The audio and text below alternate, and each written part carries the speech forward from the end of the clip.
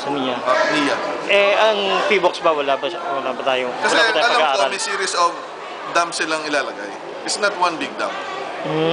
Ang pagkaka-press release kasi nila ay isang malaking ano. Pero hindi, series of dams yun. So wala namang problema kung magkaroon ka ng series of dams.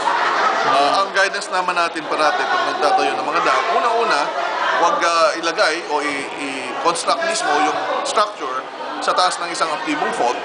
At sa mga lokasyon ng mga dams na binigay nila sa amin ng NIA, wala namang dam na tatayo mismo sa taas ng isang aktibong fault.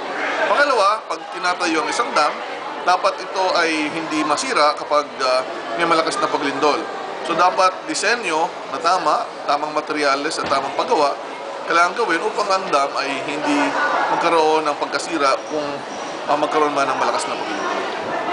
Meron silang, yung mga kumukontra dyan sa pagkatayo ng dam na yan, meron silang mga kinukod na experts nila na nagsasabi na hindi raw yun pwedeng itayo dahil daw nasa isang aktibong fault daw.